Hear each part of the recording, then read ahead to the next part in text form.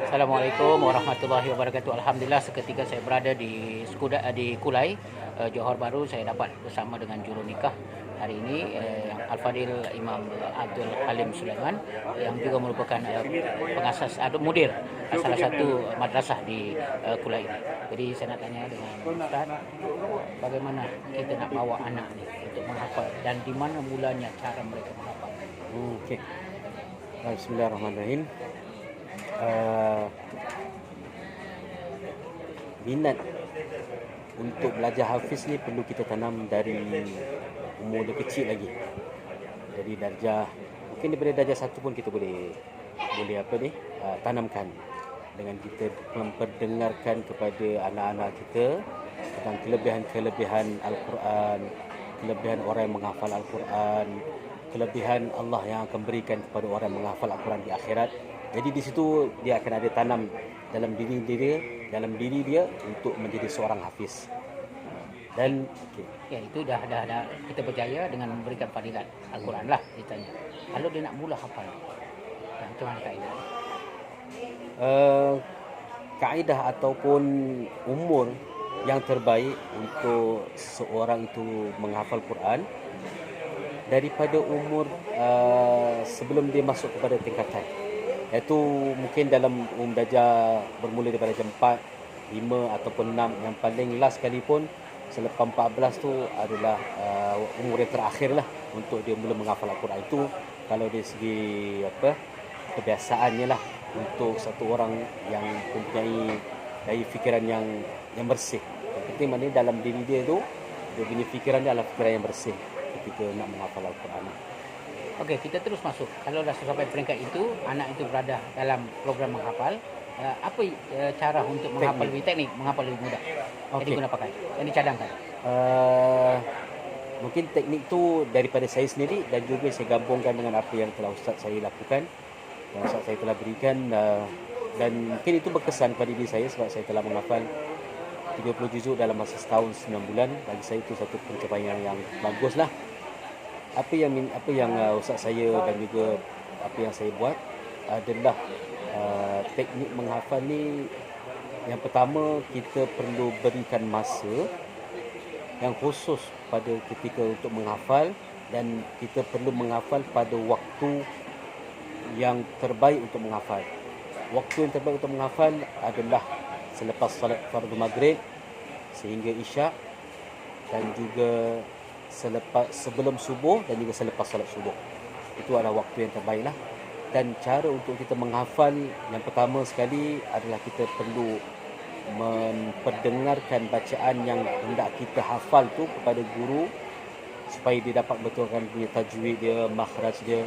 Kemudian dah selepas selesai dia punya bacaan tersebut, barulah satu orang pelajar tu dia mula menghafal dengan dia melancarkan bacaan satu muka surat. Contohnya kalau dia nak menghafal satu muka surat, dia melancarkan caranya adalah baca sambil tengok semuka tu paling kurang pun 30 kali atau 40 kali.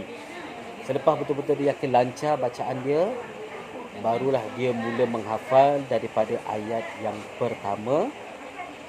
Dan dia perlu menghafal ayat yang pertama sehingga betul-betul hafal. Mungkin dalam tahap kalau dia dah betul hafal, barulah dia ulang ayat yang pertama tadi tu sebanyak 20 kali ke 30 kali ke. Selepas selesai ayat yang pertama dan menghafal, barulah dia masuk ayat yang kedua. Pada ayat yang kedua pun macam tu juga, dia perlu menghafal sampai lancar, sampai dia betul-betul hafal. Dah lancar, barulah dia ulang balik ayat yang pertama, dan dia ulang ayat pertama dengan ayat yang kedua tu sebanyak mungkin 20 kali ke 30 kali sehingga betul-betul lancar, barulah masuk ayat yang ketiga. Begitu juga seperti mana ayat yang ketiga pun dia perlu lancar. Dah lancar hafalan dia, jangan pergi ayat yang keempat, tapi ulang balik daripada ayat pertama hingga ayat yang ketiga sehinggalah selesai satu muka surat. Yang ulangan dari ayat pertama, kedua dan ketiga sebelum masuk yang keempat tu berapa kali? Sekali ulang ke atau Kalau saya cadangkan 20 kali sampai betul-betul dia menghafal, dia ingat betul lah dia seperti mana dia baca Fatihah. Jadi bahasa mudahnya, kiraan mudah, satu muka 20 atau 30 40 kali. Lepas tu setiap ayat 20 atau 30 kali. Lepas tu sambungan ayat-ayat itu pun 20 30 kali Ya, sampai ayat yang terakhir dalam yang surat. terakhir. Okey, itu untuk hafalan.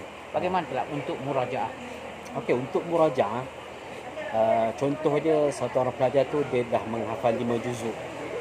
Okey, juzuk yang kelima adalah juzuk yang baru dia menghafal. Jadi juzuk yang baru dia menghafal itu dia kena ulang setiap hari.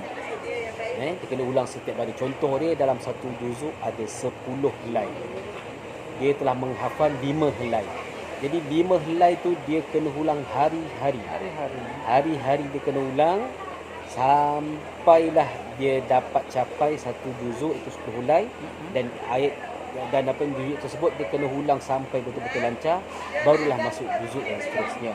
Dan juzuk yang untuk 1, 2, 3 dan 4 yang dia telah menghafal lama dah, dia kena bahagikan paling kurang pun satu hari adalah satu juzuk. Contoh dia hari Ahad adalah juzuk 1, hari Isnin juzuk 2 dan seterusnya. Okey, akhirnya saya nak sebut apakah sedikit amalan makanan yang biasanya mungkin boleh kita jadikan pemangkin atau bagaimana dengan anak-anak. Okey, dari segi pemakanan memang sangat-sangat kena jagalah. Lebih lagi daripada bukan setakat kita nak jauhkan daripada perkara yang haram. Daripada perkara-perkara atau makanan-makanan yang syubhah pun kita jauhkan. Dan juga kalau saranan daripada doktor-doktor, makan makanan yang masam memang dia akan mengurangkan ingatan kita. Dia akan melemahkan ingatan kita. Jadi mungkin kalau kita masa saya belajar pun saya akan amalkan kismis, badam. Tapi benda tu memang mahal sangatlah. Paling-paling kurang dapat kismis pun dah bagus dah sebenarnya. Yang penting jaga pemakanan dan yang itu dari segi pemakanan lah. Dari segi amalan tak ada lain lah. Memang hari-hari kita perlu buat solat hajat. Untuk hafalan kita itu solat hajat tu, solat fardu tu memang kena tak boleh tinggal. Jadi yang penambahan dia adalah salat hajat, salat taubat, yasin, hari-hari doa minta kepada Allah kerana ini adalah mukjizat Allah. Allah boleh berikan kepada siapa saja yang betul-betul nak, yang betul-betul suka, betul-betul nak menghafal Al-Quran, memang kita kena minta kepada Allah SWT. Okey, nak tips sedikit tadi Ustaz sebut solat hajat yang itu sesuai di mana atau bila-bila masa yang agak selapang untuk anak-anak kita buat baca yasin Untuk yang lebih baik ingatan yang untuk paling untuk kita hafal kuat ingatan kita ni, sebenarnya kita kena solat tahajud.